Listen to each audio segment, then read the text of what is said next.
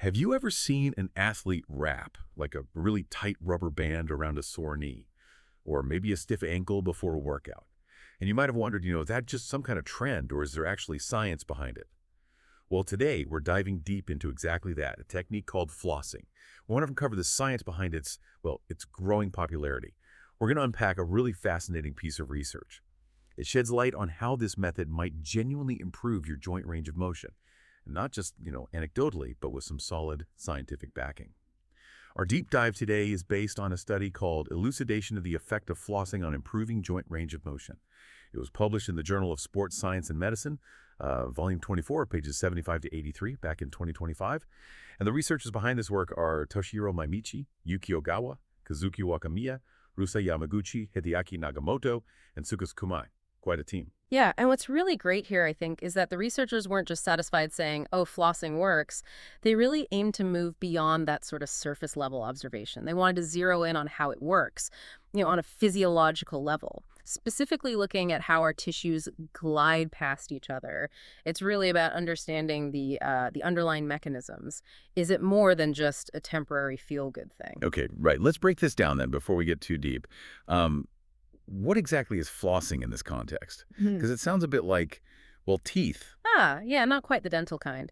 So think of flossing as one technique within a broader category called myofascial release, or MR is really a general term, for lots of methods aimed at, increasing range of motion, reducing pain, usually by targeting muscles and fascia. Fascia being that connective tissue, that web that wraps around everything, our muscles, organs, bones, holds us together. Like foam rollers, massage guns, that kind of thing.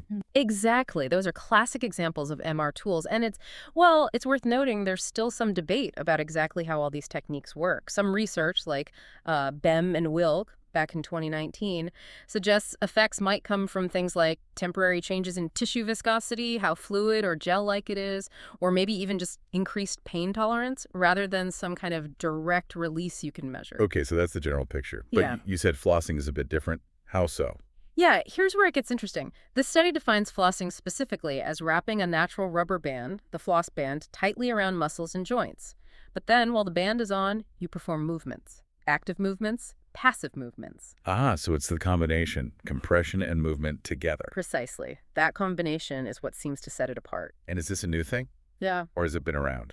Oh, it's not entirely new. The paper actually notes that flossing has already gained quite a bit of attention for positively affecting performance factors. Things like, observed increases in range of motion, sometimes improvements in maximum muscle strength, even things like jumping ability. Really? Jumping? Yeah.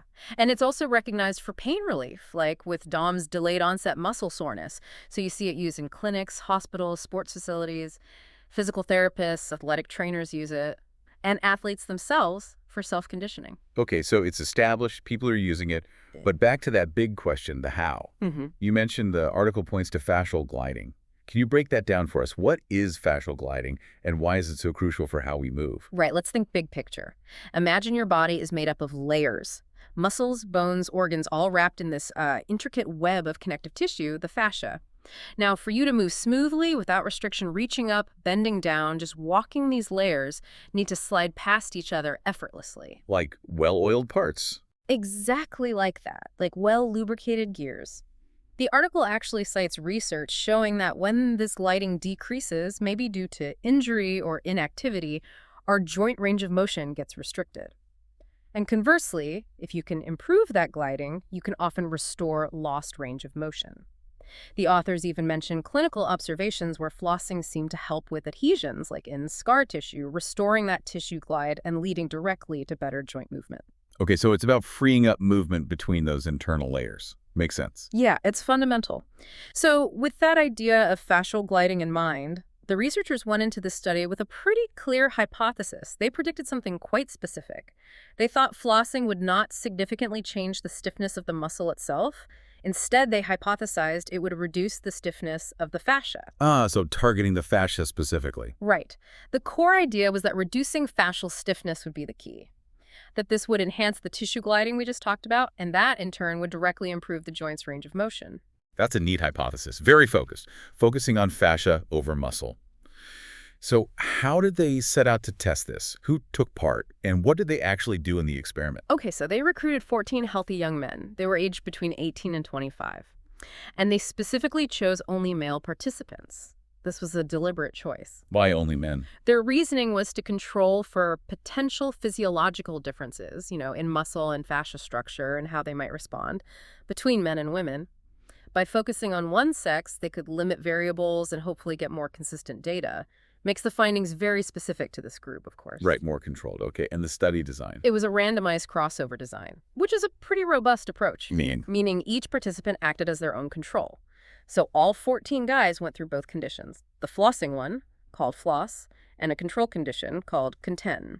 They did these on different days, and crucially, there was a 48-hour washout period in between. washout, to let things settle. Exactly. To make sure any effects from the first session, whichever it was, had completely worn off before they did the second one.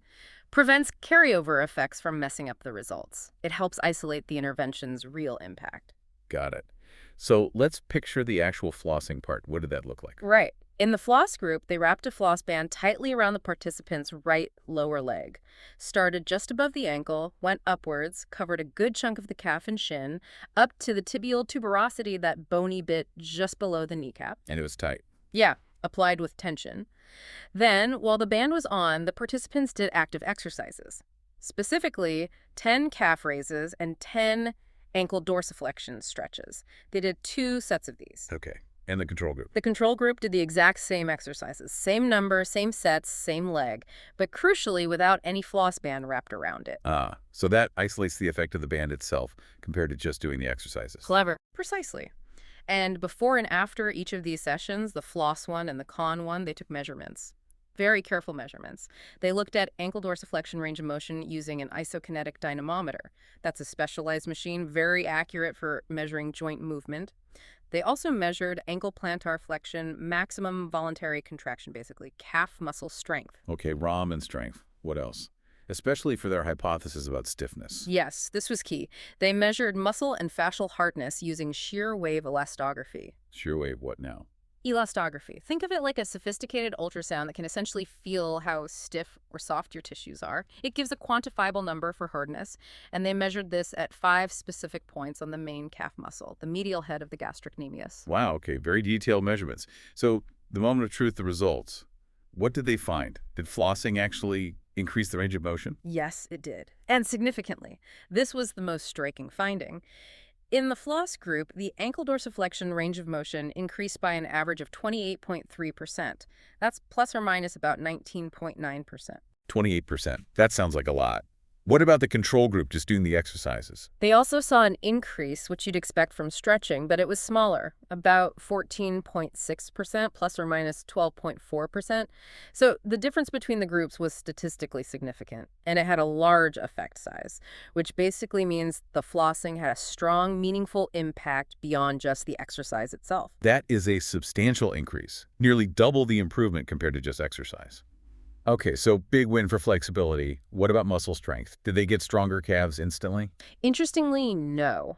When they looked at the maximum voluntary contraction, the MVC for ankle plantar flexion, there were no significant changes. Not in the flossing group, not in the control group. So no immediate strength boost. Right. This specific protocol, at least in this study, improved flexibility but didn't directly boost immediate muscle strength. It seems to me more about unlocking movement range than building raw power right away. Okay, that's a key distinction. Now let's get back to their core hypothesis about tissue hardness.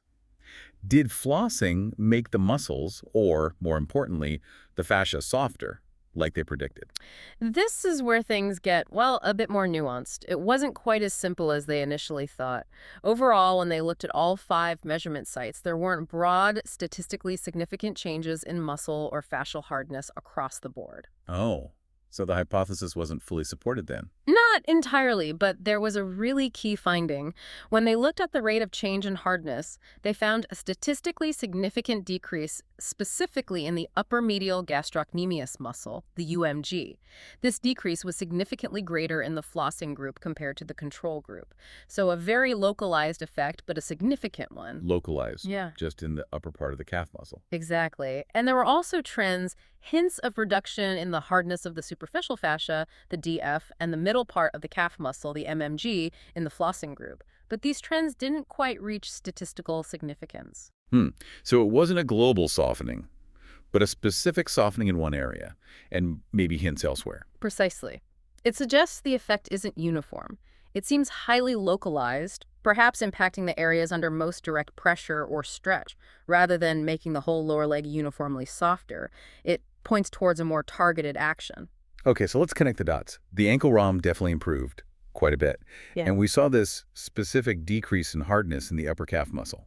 But the overall fascia didn't show significant softening everywhere. So why did the range of motion improve so much?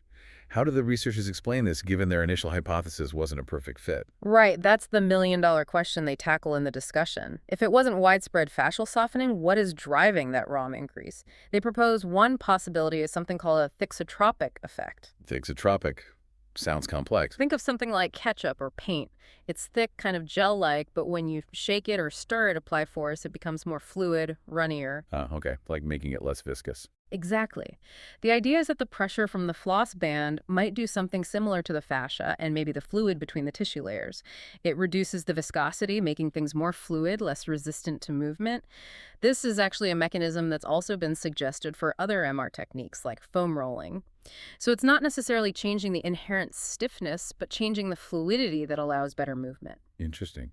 And what about that specific softening in the upper calf muscle, the UMG? Yeah, that's fascinating too. The discussion suggests the compression from flossing might act like a very targeted, intense massage.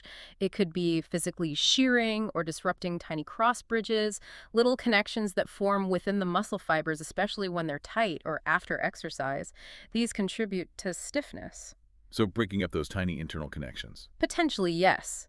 By disrupting them, flossing could reduce the muscle's intrinsic stiffness in that specific area, making it easier for it to lengthen and move. Okay, so even if the overall fascia didn't get demonstrably softer across the board in this measurement, the core idea of improved tissue gliding is still central to explaining the ROM increase.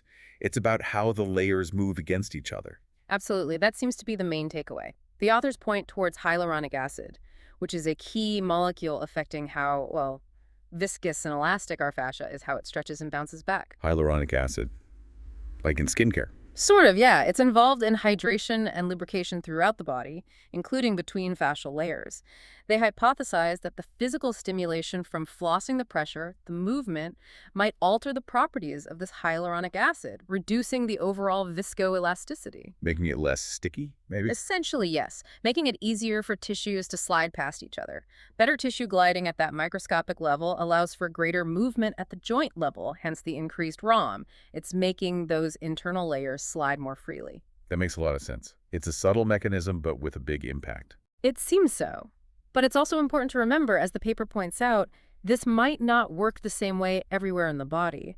They cite other studies where flossing the shoulder or the elbow didn't produce such significant ROM changes. So it's not necessarily a universal fix. Apparently not. Its effectiveness might depend heavily on the specific anatomy of the joint, the muscles involved, maybe even how you apply the band. It's not a one-size-fits-all solution. Good for the ankle in this study, but maybe different elsewhere. Right, context is key. Which brings us to limitations. Every study has them. What did the researchers highlight as limitations here, and what questions does that raise for future work? Good point. A key one is that this study only looked at the immediate effects, right after the intervention. So we don't know how long it lasts. Exactly. Does that 28% increase in ROM stick around for an hour, a day? Does it fade quickly? We don't know the duration of the benefit from this study alone. That's a big area for future research.